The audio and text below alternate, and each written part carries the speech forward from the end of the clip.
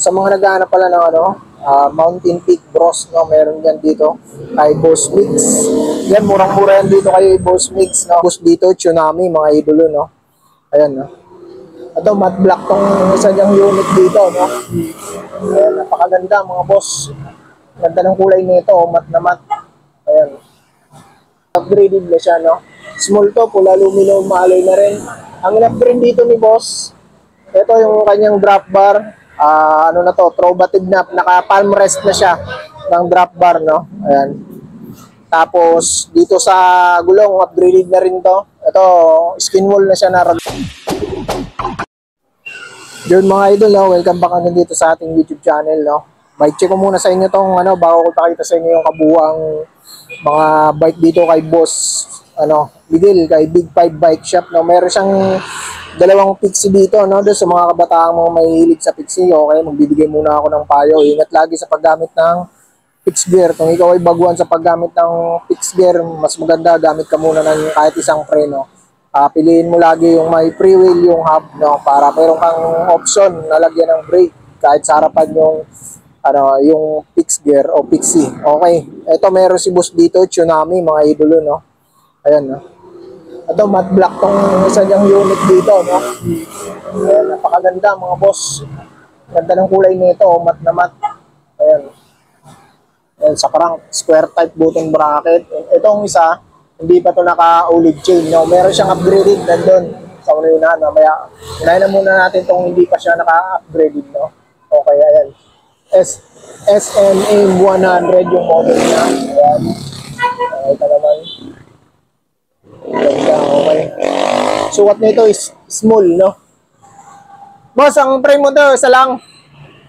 Small lang. Small lang ang sukat ng frame, isa lang, nag-isa lang. Full aluminum to, mga idol, no. Pati dito sa kanyang rigid fork, aluminum na. Okay. Ito ang emblem niya, oh. Okay, ito may bar tip na. Ito naka-round ng drop bar niya, hindi pa bilog, no. Hindi pa flat, no. Nakabilog pa siya ng drop bar. Okay, no. Tapos sa hub naman, ito, ang ganda ng hub niya. Guli yung brand ng kanyang hub. Ayan, napakangas. Okay, no? Sa kanyang tire, kulang rim niya. 700 by 28C, yung gulong na ito, ha. Ano bang brand tong gulong niya? Yung lang brand na nakalagay, ha. Okay, no? Ayan. Kasi yung spokes niya, ang dami ng spokes, no? 2, 4, 6, 8, 10, 12, 14, 16, 18, 36. 36 holes ba to? 36? 36 holes, mga idolo, no? Okay, no? Ito, square type button bracket, ha, sa kanyang crank. Tapos, ayan, yung kanyang hub sa dulo. Pangas, okay. Sa mga naghahanap ng Pixie, no? Budget Pixie, pero full aluminum na to, mga idolo, no? Kaya ang kagandahan sa Pixie na to kasi full aluminum na siya. Itong isa na to, yung hindi niya upgraded ni Boss Mix dito is 10,500 yan. Dito sa kanya. Okay, no? 10,500 yan. Murang-mura yan sa 10,500. Full aluminum alloy na yan, no? Itong isa naman, ito yung upgraded na. Iba yung kulay nito. Size small din. Napakaganda nito. Alam mo, titanium pag tinignan, mga idolo, no? Sobrang kinis ng frame niya, oh. Ayan. Alam mo talaga titanium pag tinignan yung frame niya. Sobrang kintab. Tapos ang ganda ng pagkakano niya, smooth na smooth, no? Grabe. Sobrang kinis. Grabe. Itong ganda ng kalanda nito, upgraded na siya, no? Small to, full aluminum, alloy na rin. Ang in-upgrade dito ni Boss, ito yung kanyang drop bar. Trovative na, naka palm rest na siya ng drop bar, no? Ayan. Tapos, dito sa gulong, upgraded na rin to. Ito, skin wall na siya na Ragosa. Sa skin wall na siya na Ragosa yung brand. Yung pinalit niyang gulong. Pinalitan niya na. Tapos, ito naka-halotech na rin. Kasi ito, square type pa to. Yan yung stocks niya. Square type button bracket. Tapos dito, naka-halotech na. Ito yung upgraded niya. Halotech na siya na Ragosa. Yung kanyang crankset. Okay, no? At tapos ito, OLED chain na. Ganda na ng chain niya, oh. OLED chain. Okay, no? Ayan, eh. Meron nakalagay dito Tsunami. Okay, no? Small. Tapos ito. Dito. Ayan. SN100. Size small. Ayan. Skin wall tires. Ayan. Tapos pares to may pre-wheel mga idol, no? Ayan. Sa hubs, walang binago sa hubs. Yung pa rin yung hubs niya. Okay. Itong isang pong presyo nito is, magkano boss? 15,000 mga idol, oh. Ayan, dito kay Boss Migs. No? Yun, naghahanap kayo ng mga mumurahing Pixie, pero napakaganda na ng mga pyesa. Napakaganda na ng ano niya. Ito, murang-mura yan dito kay Boss Migs, no?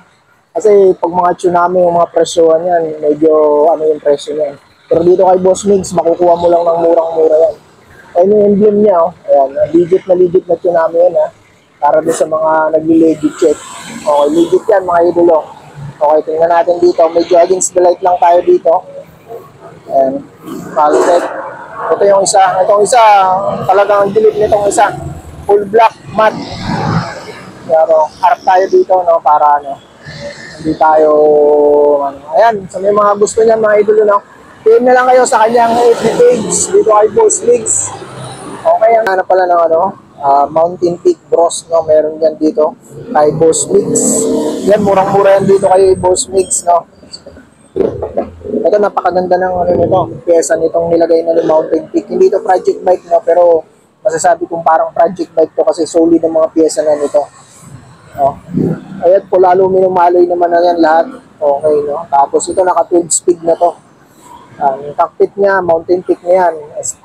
Stem, handlebar, tsaka dun sa kanyang seat post, tsaka dun sa kanyang saddle. Okay, no? Tapos sa brake set niya, Shimano MT200 na yan. 11 speed. 11 speed lang pala to mga idolo, no? Si Mountain Peak Bros. Tapos Mountain Peak Panther na rin yung airport niya. Sa tire naman na ginamit dito, yung Tinda tire na siya. Ayan. tindatire.com. Ito is size 27.5 by 2.20 yung gulong niya. Ayan yung knob niya, napakita nyo, kapal, no? Pwedeng pang road, tsaka pwedeng pang off-road. Pinapit na gulong. Yung knob naman nito is cassette type na siya, pero hindi siya ganun ka, ano, kalakas yung tunog, no? Hindi siya yung, ano, yayamanin yung tunog. Sa rim niya, aluminum na rin yan. Ayan. Tapos, ayan, rotor niya. Yung rotor nito sa harapan, yung medyo malaki. Ayan, malaki yung sukat niya kumpara dun sa Julian. 160mm yung sa Julian. Ito, 208 ata ito, mga idol, no? Yung hindi ako nagkakamali sa sukat niya. Tingnan natin kung ano yung sukat. Laki niya. Tekro. Basta mas malaki to, yung nandito sa harap niya. Yung alam po, 182. Tapos yung 160. Yung nasa likod niya. Ayan. Tekro rin. 160. Ayan. Tapos, ayan, sprocket niya. Dito sa RD niya, ayan, Shimano Jore to. 11 speed. Meron na yung, ano, ayan, lock. Tapos, sprocket niya, ayan, times niya, 11 speed. Ayan yung tunog ng hub niya, hindi ganun kaingay mga idol, medyo tahimik lang talaga. Okay, no? Ito is 1145 yung kanyang tip ng sprocket. Subic yung brand ng kanyang cogs o sprocket ng mga idol, no? Subic 27.5 to, ayan. Charm yung Halotech niya. Yung Halotech niya. 1.5 siya, 11 speed.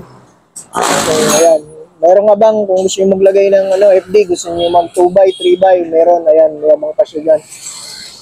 Okay, ito si Mountain Peak Bros. Negative spin to mga idol, I think mga 17, negative 17 to. Ito 31.6 na to yung kanyang seat post. Ang pedals nito is Welgo. Ayan, Welgo. Ayan, 17,000 yan dito kay Boss Migs. Kung gusto nyo yan, pwede nyo yan purchase kay Boss Migs. Tawag lang kayo dito kay Boss Miguel. Size 27.5 lang ang meron. Boss, walang 29 to?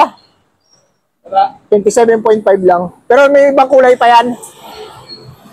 Ganito lang. Ganito lang yung kulay niya, mga idol yun. No? Okay. 17,000 no? 17. Okay, 17,000 mga idol ang presyo dito kay Boss Migs. Okay, mga idol kung gusto niyan dito kay Boss Migs. Yan lang yung papagawa ko yun.